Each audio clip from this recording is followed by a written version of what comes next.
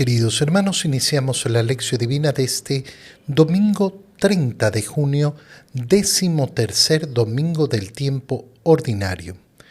Por la señal de la Santa Cruz de nuestros enemigos, líbranos, Señor Dios nuestro, en el nombre del Padre, y del Hijo, y del Espíritu Santo. Amén. Señor mío y Dios mío, creo firmemente que estás aquí, que me ves, que me oyes. Te adoro con profunda reverencia, te pido perdón de mis pecados y gracia para hacer con fruto este tiempo de lección divina. Madre mía Inmaculada, San José, mi Padre y Señor, Ángel de mi guarda, interceded por mí. En la primera lectura de este domingo leemos el libro de la Sabiduría, capítulo 1, versículos 13 al 15 y capítulo 2, versículos 23 al 24. Dios no hizo la muerte, ni se recrea en la destrucción de los vivientes. Todo lo creó para que subsistiera. Las criaturas del mundo son saludables, no hay en ellas veneno mortal. Dios creó al hombre para que nunca muriera, porque lo hizo a imagen y semejanza de sí mismo. Mas, por envidia del diablo, entró la muerte en el mundo, y la experimentan quienes le pertenecen. Palabra de Dios. La lectura del libro de la Sabiduría nos introduce en un tema sumamente importante y clarísimo. Dios no hizo la muerte. La muerte no es una creación de Dios. No es que Dios ha pensado en la muerte. La muerte es consecuencia del pecado, no deseada por Dios. Por tanto, la enfermedad que conduce a la muerte tampoco es una creación de Dios. Y por eso nos dice con claridad, las criaturas del mundo son saludables. No hay en ellas veneno mortal. ¿Qué significa? Que no hay una serpiente que tenga un veneno. No está hablando de eso, sino que no tenemos un veneno en nuestra creación que haga que por naturaleza se busque la muerte. La muerte es una consecuencia del pecado que tenemos que asumir todos nosotros. ¿Por qué digo que este es un tema sumamente importante? Porque muchas veces escuchamos la justificación de un no creyente diciendo, si hubiera Dios, entonces no hubiera muerte. Si hubiera Dios, entonces no permitiría el sufrimiento ni la enfermedad. Y esto es un argumento completamente falso. Completamente falso. Si no hubiera Dios, no tendríamos la salvación que se nos ha ofrecido, aun cuando no la merecíamos. Al hombre se le dijo con claridad cuál era la consecuencia del pecado. Si comes del fruto de ese árbol, morirás. Es decir, no será mi deseo, sino tu decisión. Hay personas que dicen, pero ¿por qué tengo que pagar yo por el pecado de Adán y de Eva? ¿Qué tengo que ver yo con ellos? Muy sencillo, nadie entrega lo que no tiene. Nadie es capaz de dar lo que no posee. Y entonces cuando yo me quiero desvincular de Adán y de Eva, bueno, entonces, ¿de dónde recibiste la naturaleza? Yo he recibido la naturaleza humana de aquellos que me la han dado. Por eso es que no hay ningún ser humano en este mundo que no tenga ni padre ni madre. Venimos de un padre y de una madre. ¿Y ellos de qué vienen? De un padre y una madre, y así hasta el primer hombre y a la primera mujer. El primer hombre y la primera mujer pecaron. Cometieron una desobediencia que introdujo la muerte, introdujo el sufrimiento. Qué importante es darnos cuenta de que el libro de la Sabiduría lo que nos dice, el deseo de Dios es la subsistencia de todo lo creado, de todas las criaturas. Dios ha creado al hombre para que nunca muriera. ¿Por qué? Porque lo hizo a su imagen y semejanza. ¿Qué fue lo que ocurrió? Por envidia del diablo entró la muerte al mundo. Por eso es que nosotros decimos que ese gran enemigo que tenemos que enfrentar es justamente la muerte. ¿Y cuál es el remedio? a esta muerte? Muy sencillo. El remedio a la muerte nos lo ha dado nuestro Señor Jesucristo en su resurrección, porque Él ha resucitado, ha vencido a la muerte, nos ha invitado a participar de esa misma victoria. En la segunda lectura, leemos la segunda carta a los Corintios, capítulo 8, versículos 7, 9 y 13 al 15. Hermanos, ya que ustedes se distinguen en todo, en fe, en palabra, en sabiduría, en diligencia para todo y en amor hacia nosotros, distínganse también ahora por su generosidad. Bien saben lo generoso que ha sido nuestro Señor Jesucristo, que siendo rico, se hizo pobre por ustedes, para que ustedes se hicieran ricos con su pobreza. No se trata de que los demás vivan tranquilos mientras ustedes están sufriendo. Se trata más bien de aplicar durante nuestra vida una medida justa, porque entonces la abundancia de ustedes remediará las carencias de ellos, y ellos, por su parte, los socorrerán a ustedes en sus necesidades. En esa forma habrá un justo medio. Como dice la Escritura, al que recogía mucho, nada le sobraba. Al que recogía poco, nada le faltaba. Palabra de Dios. Es verdaderamente hermoso ese llamado a la generosidad que nos hace San Pablo y que nos lo hace además tomando como medida el ejemplo de Jesús. Fíjate bien cómo inicia esta parte de la lectura de la segunda parte a los Corintios, ya que se distinguen en todo, en la fe, en la palabra, en la sabiduría, en la diligencia, para ese amor en favor de nosotros. Bueno, ahora les pido que se distingan por su generosidad. Es decir, que está haciendo San Pablo, está llamando a esa generosidad con la cual tenemos que vivir. A ejemplo de Jesús. Ya saben lo generoso que ha sido nuestro Señor Jesucristo. ¿Por qué podemos decir que Jesucristo ha sido generoso? Lo explica San Pablo diciendo que siendo rico se hizo pobre por ustedes. No solo se refiere a una condición monetaria, no solo se refiere a que ha venido al mundo a vivir en una familia pobre, en una familia humilde, sino mucho más, siendo rico, es decir, siendo de condición divina, se hizo hombre. Eso es lo que San Pablo llama el anonadamiento, el rebajarse de la segunda persona de la Santísima Trinidad. Ya con eso nos muestra su generosidad.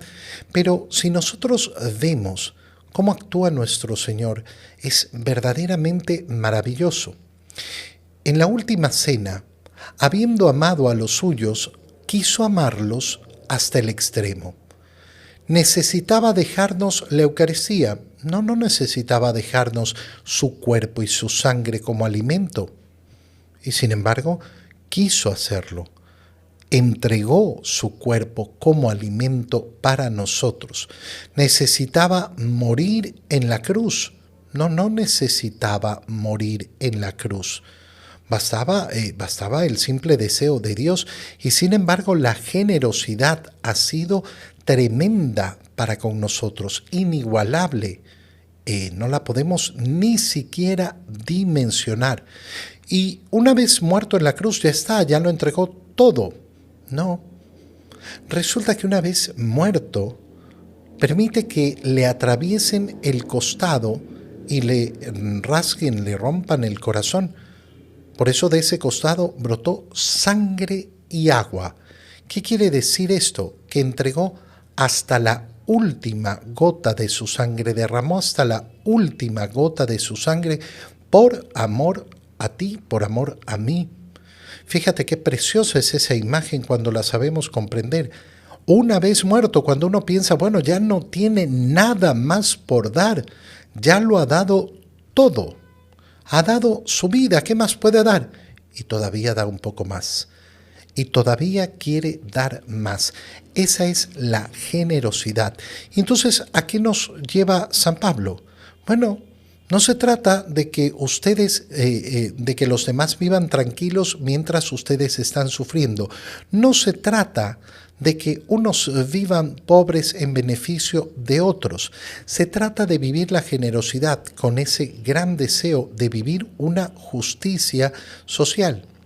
¿Cuáles son los principios que tenemos que tener sumamente claros? En primer lugar, este no es un mundo miserable. Yo cuando escucho esos discursos de que en este mundo no alcanzan los recursos para todos, ten mucho cuidado, mucho cuidado. La persona que piensa así no cree en Dios. No, yo sí creo en Dios. No, hermano mío, no crees en Dios. Dios no es un miserable. Yo no creo en un Dios miserable que nos ha dado un mundo miserable donde no alcanzan los recursos para todos. Eso es mentira. Y eso habla de qué imagen tienes de Dios. Y si tu imagen de Dios es un Dios miserable que ha creado un mundo miserable, bueno, tú y yo entonces no compartimos la misma fe. Tenemos una fe muy distinta. Cuando nosotros vemos los problemas de pobreza de este mundo, ¿qué es lo que encontramos? El egoísmo humano, no otra cosa, no otra cosa. Segundo principio, se trata de vivir efectivamente la generosidad para no acumular.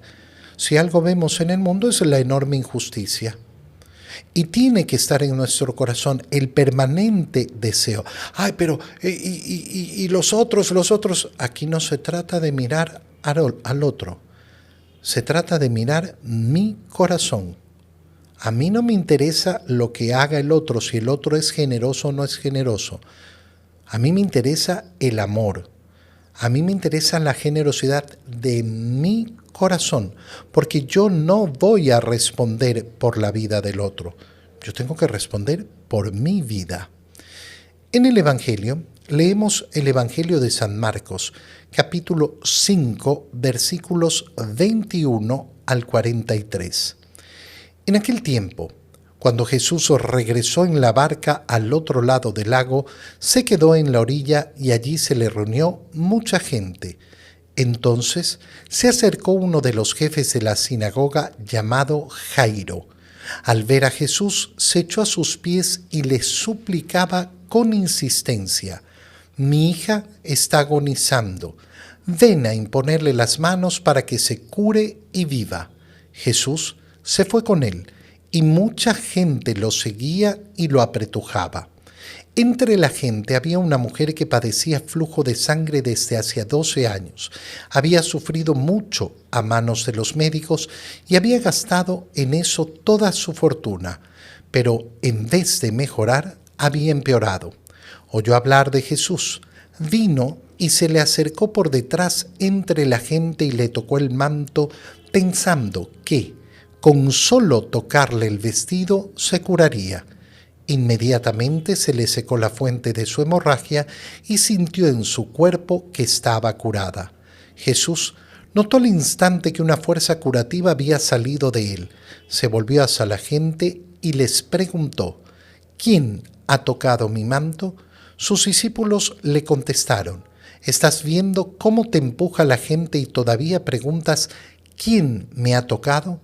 Pero él seguía mirando alrededor para descubrir quién había sido. Entonces se le acercó la mujer asustada y temblorosa al comprender lo que había pasado. Se postró a sus pies y le confesó la verdad. Jesús la tranquilizó diciendo: «Hija, tu fe te ha curado. Vete en paz y queda sana de tu enfermedad». Todavía estaba hablando Jesús cuando unos criados llegaron de casa del jefe de la sinagoga para decirle a éste: «Ya se murió tu hija. ¿Para qué sigues molestando al maestro?». Jesús alcanzó a oír lo que hablaban y le dijo al jefe de la sinagoga: «No temas, basta que tengas fe». No permitió que lo acompañaran más que Pedro, Santiago y Juan, el hermano de Santiago. Al llegar a la casa del jefe de la sinagoga, vio Jesús el alboroto de la gente y oyó los llantos y los alaridos que daban. Entró y les dijo: ¿Qué significa tanto llanto y alboroto? La niña no está muerta, está dormida. Y se reían de él. Entonces Jesús echó fuera a la gente y con los padres de la niña y sus acompañantes entró a donde estaba la niña, la tomó de la mano y le dijo: Talita cum, que significa: óyeme niña, levántate. La niña, que tenía 12 años, se levantó inmediatamente y se puso a caminar. Todos se quedaron asombrados. Jesús les ordenó severamente que no lo dijeran a nadie y les mandó que le dieran de comer a la niña. Palabra del Señor. Fíjate en el detalle, en primer lugar, de cómo la primera lectura nos ha dicho que Dios no ha querido la muerte, y la acción de Jesús nos refleja esa compasión del Señor, el deseo de que tengamos salud, el deseo de que efectivamente tengamos vida. Pero obviamente en este mundo nos vamos a tener que enfrentar a la enfermedad y a la muerte. Y por eso tenemos que tener esa conciencia de que nuestra vida no tiene sentido por la ausencia ni de la enfermedad, ni del sufrimiento, ni de la muerte. Porque en todas las condiciones, en salud y enfermedad, yo puedo dar gloria a Dios. Y yo puedo utilizar mi enfermedad para mi santificación. Yo puedo crear ese medio a través del sufrimiento, del dolor, de la enfermedad, de la muerte. En segundo lugar, fíjate en un detalle muy pequeñito y que se nos puede pasar inadvertidos. Esta niña, hija de Jairo, que se nos presenta. Jesús ha bajado de la barca en la otra orilla. Hemos visto el domingo pasado justamente ese calmar la tormenta en medio del mar que ha hecho Jesús. Bueno, ha llegado a la otra orilla y se le acerca Jairo, el jefe de la sinagoga, y se echa a sus pies. Mi hija está agonizando. Ven a imponerle las manos. Y después nos enteramos que esa niña tenía 12 años. Cuando va caminando hacia la casa de Jairo, es que se produce el episodio de esta mujer hemorroísa que tenía este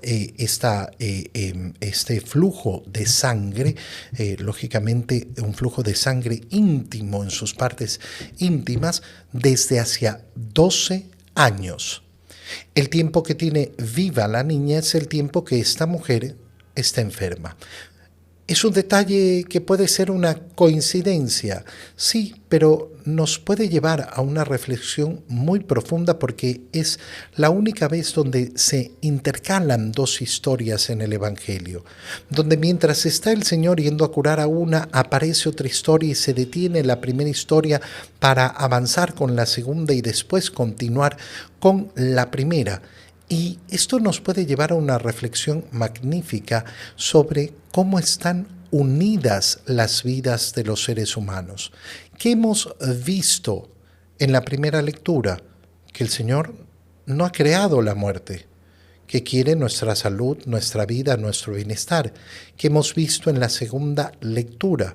En la segunda lectura hemos visto cómo San Pablo nos invita a la generosidad, no para que unos sufran a favor de otros, sino para que todos busquemos una relativa calma, un relativo bienestar entre todos. Que no sea la pobreza absoluta para unos y la riqueza absoluta para otros. No está hablando San Pablo de una igualdad comunista que no existe ni existirá jamás, pero sí de una justicia, de un deseo de generosidad de mi corazón. Y eso nos hace ver esa relación entre los seres humanos y vemos cómo estas dos historias, las del Evangelio, se relacionan. Y eso nos puede llevar a una profunda meditación sobre la importancia de mi vida en la vida de los demás y la importancia de la vida de los demás en la mía. Creer que somos islas no nos sirve.